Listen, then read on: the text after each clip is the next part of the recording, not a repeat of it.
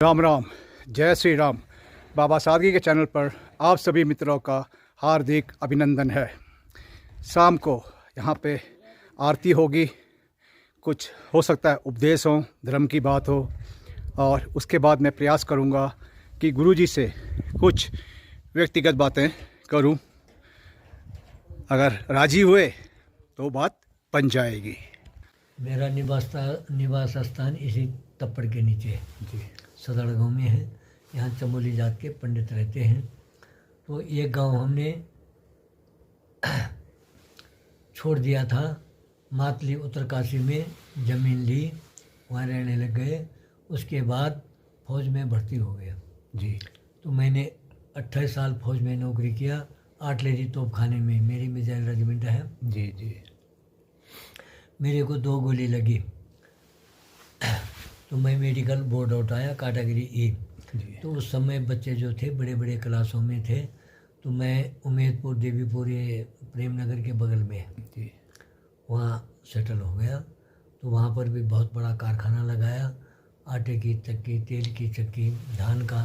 ये जो आज लड़के आए थे इन्हीं को दे रखा हो जी जी। तो बच्चे बड़े बड़े इंजीनियर बन गए। बच्चे एक लंदन में है, वो 27 लाख रुपया लेता है 1 महीने की। जय हो। 24 लाख रुपया उसको खाना खर्चा मिलता है, 3 लाख उसकी तनख्वाह है। एक लड़का अमेरिका में है, लड़की टीचर है, जवाई डॉक्टर है, उसका अपना हॉस्पिटल है, सब ठीक ठाक है जी। तब मन में विचार ये आया कि 84 लाख योनि के बाद जी एक मनुष्य जीवन मिलता है जी। और एक योनि में अगर आप ये लगाओ कि 20 साल बचेगा, तो 84 लाख को 20 से गुणा करो तो कितना होता, करोड़ों साल।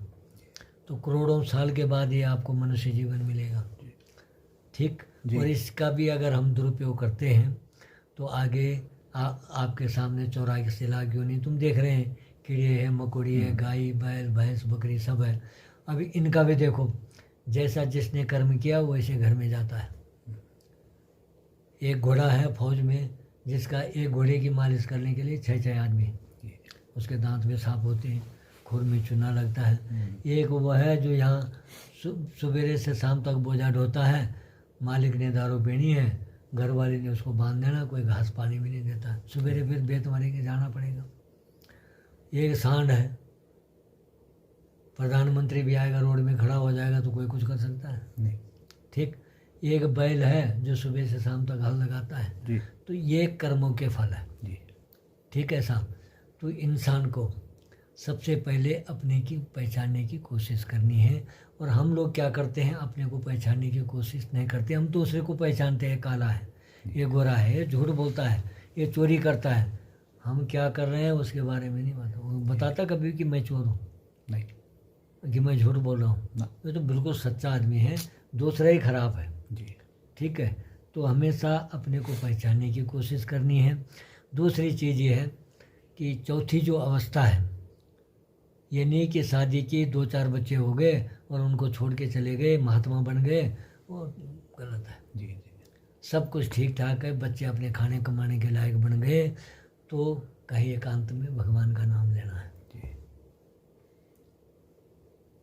तब जाके अगले जन्म में कुछ होगा। और हम जो बोलते हैं ना कि पुत्र जो होता पितरों का उद्धार करता है जी, जो हमारे माता पिता दादी दादा जो भी है, तो उनके बारे में अगर हम नहीं सोचेंगे तो जहाँ वो गए हम भी वहीं जाएंगे।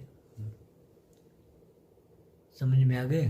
तो इसलिए ऐसा है, ये चौथी अवस्था घर में रहने के लिए नहीं है, ठीक है। भगवान का नाम लो, चाहे मियाँ बीवी रहो, इकट्ठे रहो, ऐसा नहीं कि आपने कहीं जाना। ये कपड़े पहनने से थोड़ी स्वर्ग जाएगा आदमी जी। आप इसी कपड़े में एकांत में बैठ जाओ, भगवान का नाम लो, ठीक। क्योंकि जब आप एकांत में रहेंगे तो आप एक तो झूठ नहीं बोलेंगे, आपका लालच खत्म हो जाएगा। कौन सा झूठा, उससे झूठ बोल के लिया, इधर से लिया, 4 रुपये की चीज़ 6 रुपये में बेचा, ये करना पड़ता है। बच्चे पालने हैं तो सब करते हैं, झूठ भी बोलते हैं, सब होते हैं। लेकिन जब संपन्न हो गया, सब कुछ 2 रोटी खा रहे हैं, उसके बाद झूठ बोलने से कोई फायदा नहीं, किसी का गलत लेने से। तो ये जो चौथी जो अवस्था है, ये भगवान का नाम लेने के लिए। वो घर में रहेंगे तो अब बच्चा भी जैसा मेरा ही है, और जो 27 लाख रुपया ले रहा, अब उसको मैं बोला भाई कहाँ डाल रहा पैसा, क्या कर रहा है ये वो, बहू नाराज हो जाएगी। बहू को बोलेंगे तुम ऐसा नहीं करें ऐसा करें, बच्चा नाराज हो जाएगा। तो ये लफड़ा क्यों करना है? 2 दिन का ड्रामा है, जी। उनको भी करने दो। सही है। ठीक है ना? बस। तो मेरे को यहाँ पर ये 59,000 रुपया पेंशन मिलती है। जी जी तो मेरा यहाँ पर खर्चा 80-90 हज़ार रुपया महीने का है। जी ठीक। तो हो जाता है, कहीं से उधार लिया, कहीं से कुछ किया, मिल जाता। अभी नहीं देखा जब वो रेत डाल के गया जी हाँ जी हाँ। डंपर, है ना? तो था यहाँ रेत, उसने बोला नहीं नहीं महाराज जी आपको ज़रूरत पड़ेगी। अरे तो पैसे ने बोला, पैसे के लिए कौन बोल रहा? सबको पता है कि महात्मा क्यों रखेगा किसी का पैसा, देना ही है, बिल्कुल। है ना? तो ये है, भगवान सबका दे रहा है, सबका ये हो रहा है। और यहाँ पर यात्रियों के लिए 100-150 आदमी की रहने की व्यवस्था है। जी और यात्रियों के लिए रहना, खाना, गर्म पानी निःशुल्क है। जी मैं ऐसा किसी के हाथ से हाथ पैसा नहीं लेता, जी क्योंकि ऐसा लूँगा तो अगले जन्म में तो गधा या घोड़ा बनना पड़ेगा, जो बैल बनना पड़ेगा, फिर उसका हल लगाना पड़ेगा, देना तो है कर्ज सुधारना पड़ेगा। नहीं। कोई सोचता है ना कि दान दे रहा है, अरे दान देना तो दानी है, वो तो अगले जन्म के लिए दे रहा है। लेकिन जो ले रहा, क्या उसका किसी ने डांट थोड़ी देना है? सही है ना? ये मुफ्त का खाएगा, ऐसा कभी होता है? नहीं होता। आप किसी से कर्जा लेंगे तो ब्याज सहित देना पड़ेगा। बिल्कुल। ठीक। नहीं देंगे तो बोलेगा तो मेरा घोड़ा रहेगा, बोझा ये करेगा, कई चीज़ें हैं। ऐसा ही है, आप किसी से लेंगे तो देना पड़ेगा। ठीक साहब। अब यहाँ पर जो आप लोग पैसा चढ़ाते हैं, ये गायों के लिए होता है। ये आपके सामने कल भूसा का जी आया था। ट्रक आया, जी आया जाए। 1,17,000 में आया वो। ठीक। और कम से कम 200-300 रुपया और लग गई जी पहुँचाने में, ढूंढने में। है ना? तो इस तरीके से है कहानी। तो अब जो है, पहला आश्रम घर वाले कपड़े तो पहनने नहीं देंगे, बिल्कुल। पर ऐसे घूमने के लिए गए तो बद्रीनाथ में बनाया, साईं के नीचे जी थाई बाड़ी, वहाँ भी बड़ा आश्रम है। जी उसके नीचे जयप्रकाश की ये बिजली का वो लगाया उसने घराट ना वहाँ पर। जी तो उसके नीचे सुरंग निकल गई, तो ऊपर पेड़ पाड़ सब सूख गए, तो वो आश्रम छोड़ दिया। दूसरा है ऋषिकेश में। जी तीसरा ये बन रहा है या बन नहीं पा रहा, अब पैसे की भी कमी हो गई, अब थोड़ा खर्चा भी बढ़ ही रहा है। अभी 117 गाय है, दूध चाय के लिए नहीं है।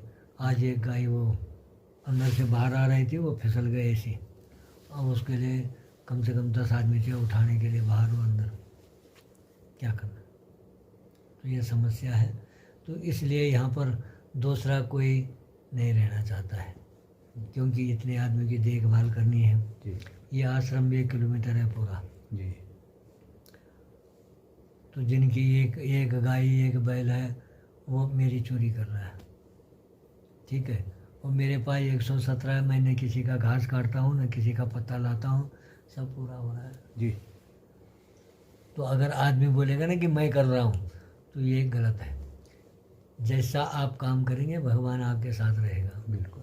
आपकी मदद करेगा, आपका काम बनता रहेगा। पूरा होगा।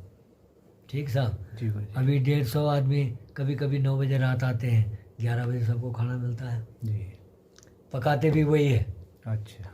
है ना? लेकिन चूल्हा है, 2-3 चूल्हा लगा दिया, एक में दाल, एक में सब्जी, एक में भात लगा दिया, चाय बना दिया, फिर उसमें रोटी बना दो, बड़ा तवा लगा दिया, 4-5 आदमी बेल रहे, 1-1.5 घंटे में खाना तैयार, जी है ना? तो ये सब उसकी कृपा है। सब राशन भी पूरा है, कोई कमी कुछ कभी होता ही नहीं कम। जी हाँ, सिर्फ इतना है कि पकाने वाला ढंग का नहीं है, तो थोड़ा ढंग का खाना नहीं बन रहा, बस यही है। हाँ ठीक है, सादा खाना सबको मिल रहा है और क्या। क्या करें? भूखे रहने से अच्छा है कि यहाँ अनाज तो है पेट में।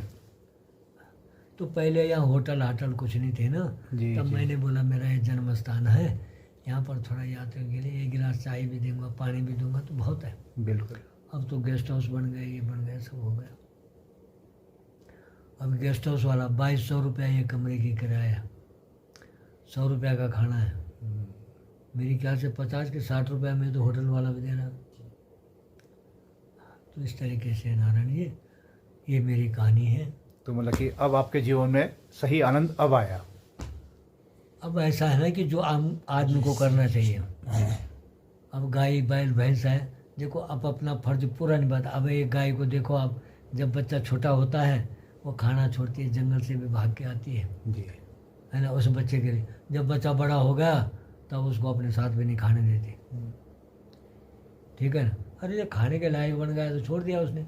जब उस पशु को इतनी अकल है तो हम जो बच्चों के पीछे तू ऐसा कर रहा, तू तैसा कर रहा, तू ये नहीं कर रहा, तो बिगैर मतलब का लफड़ा। और आजकल तो एक और चीज़ हो गई, 100 में से परिवार 25 से 20% भी नहीं है। अब कोई तो पैसे वाला है, सब कुछ है, बाप ने भी सब कुछ किया, बुढ़ापे में वृद्धाश्रम में भेज रहे हैं, है ना। वहाँ खाना मिल रहा कोई बात नहीं, लेकिन उसकी आत्मा को शांति तो नहीं मिली, नहीं मिलेगी, क्योंकि उसने इतना काम किया, बच्चे को पढ़ाया लिखाया, अरे झूठ बोला, चोरी किया, जो भी किया, उसको खाने कमाने के लायक बनाया, अब उसने वहाँ छोड़ दिया। तो मन में तो रहेगा, बिल्कुल रहेगा, है ना। अच्छा, और मन में अगर ऐसी भाषा होती है तो भगवान का नाम भी नहीं लिया जाता।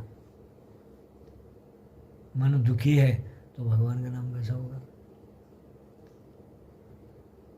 मन खुश है तो भगवान भी खुश है। आप कुछ बोल भी सकते हैं, भगवान के लिए कुछ कर भी सकते हैं। कर क्या सकते हैं, मुँह से कुछ बोल सकते हैं, और भगवान को थोड़ी चाहिए कुछ। तो ये है कहानी। तो और अब पूछो आप। बस गुरुजी, बहुत हार्दिक आभार आपका। धन्यवाद। जय श्री राम, जय देवभूमि उत्तराखंड, भारत माता की जय, जय हिंद।